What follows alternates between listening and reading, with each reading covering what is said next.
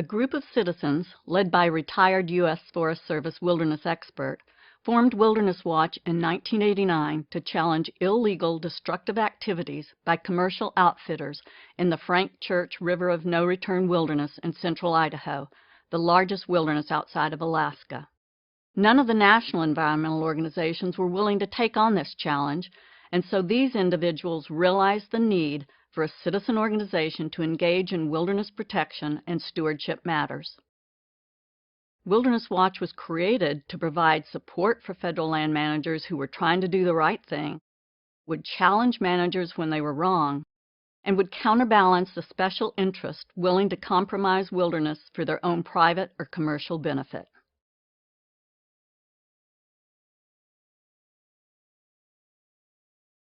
Wilderness Watch is America's only organization dedicated to keeping the lands and waters in the nation's 110 million acre National Wilderness Preservation System wild. To do this, we utilize public education, civic engagement, principled advocacy, congressional lobbying, and the courts. We strive to pass on to future generations a rich legacy of protected wilderness, wild lands where nature is in control, and where future generations can experience genuine wilderness complete with wildness and solitude, like the wild America that helped forge our national character. We need more people aware of and engaged with the threats to America's wilderness system, and we need additional financial support to expand our work to better protect our priceless wilderness heritage.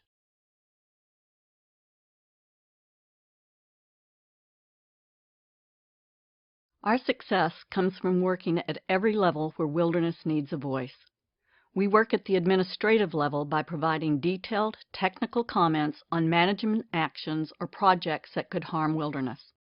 We work with Congress to gain better oversight of agency wilderness programs and to improve or defeat legislation that would damage these unique lands. We go to court to protect wilderness when other options have failed. Finally, we work at the grassroots level, meeting with land managers in the field and working with citizens to protect their local wilderness. By keeping our focus, using our resources effectively and efficiently, and engaging with citizens and officials at every level, we're able to ensure that wilderness will always have a voice.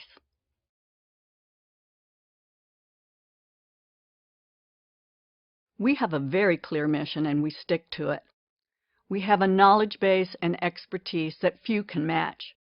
We are steadfastly passionate about wilderness and believe it needs and deserves our undiluted support.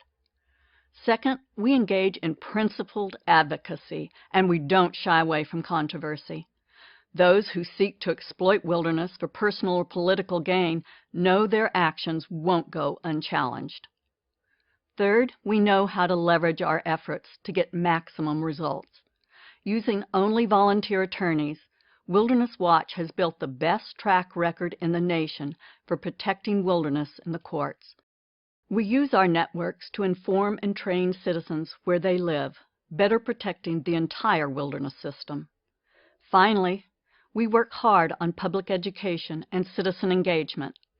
We reach over 100,000 supporters every month, and this growing cadre of informed citizens will vastly increase our ability to protect wilderness in the years ahead.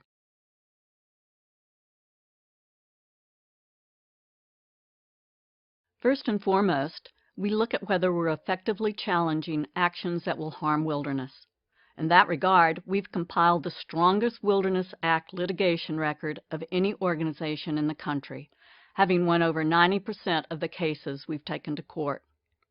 We've beat back legislation in Congress that would weaken or gut the Wilderness Act, and each year we've tackled dozens of issues involving individual wild areas. We also look at how effectively we're building and stewarding our organization, and we have historically allocated 90% of our expenses to our wilderness protection programs. We've developed a long-term strategic plan with clearly defined goals and objectives. We've grown our membership every year for the past decade, and we've built an online network that now has more than 100,000 subscribers, allowing us to educate advocates around the country about the challenges facing wilderness.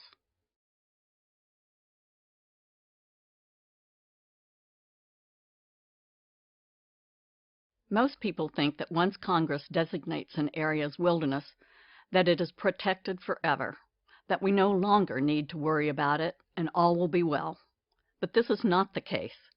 Even after designation, most wildernesses face an array of threats, ranging from illegal motorized use to commercialization to political threats and much more.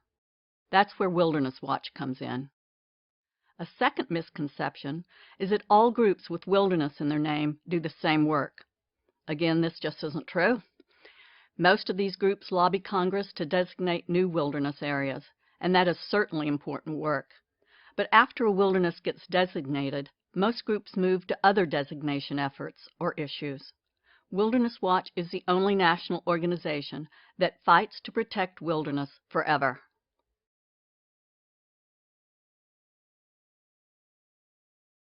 Since 1989, Wilderness Watch has been the leading citizen's voice for protecting wilderness and securing its long-term future.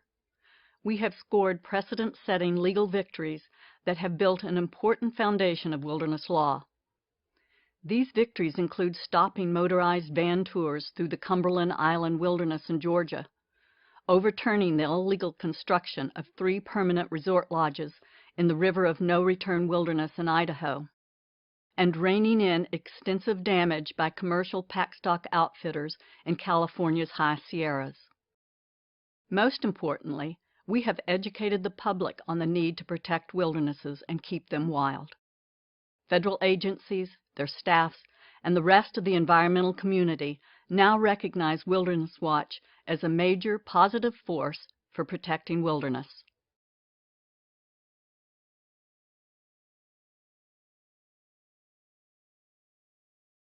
One of our greatest historical challenges has been overcoming the misconception, even by many in the conservation community, that wilderness is protected once it's designated.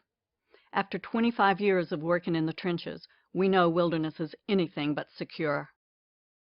We must also overcome the well-connected special interests that want to exploit the public's wilderness for their own private gain, often by influencing public officials. Making sure wilderness has a voice when powerful interests are trying to abuse it would be challenging even for the largest of institutions.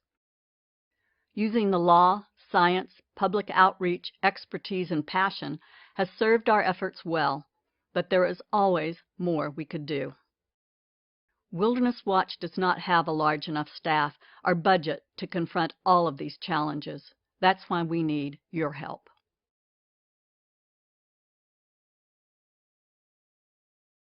With additional financial resources, Wilderness Watch would expand our work and extend our reach. We would acquire our own in-house legal staff, increase our public outreach, engage in a wider range of issues affecting wilderness across a wider geographic area, and hire a staff person to work with Congress and the federal agencies in Washington, D.C. Protecting wilderness requires working with all 3 branches of government and the public. Additional funding would allow us to build on and strengthen our programs in every area.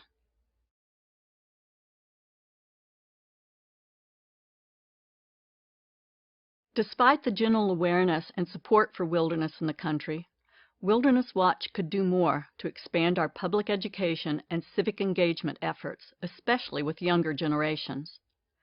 While many people understand what wilderness is, there is a very shallow understanding of what is needed to protect it forever. We would like to be able to maintain a more permanent presence in Washington, D.C., where the need for wilderness education is great. The Wilderness Act passed nearly 50 years ago, and much of the institutional knowledge Congress once held has been lost.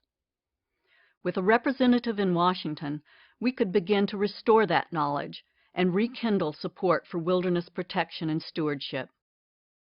We also have a gap in our legal program. Although we are fortunate in being able to use pro bono volunteer attorneys, having a staff attorney would allow us to do much more for wilderness protection.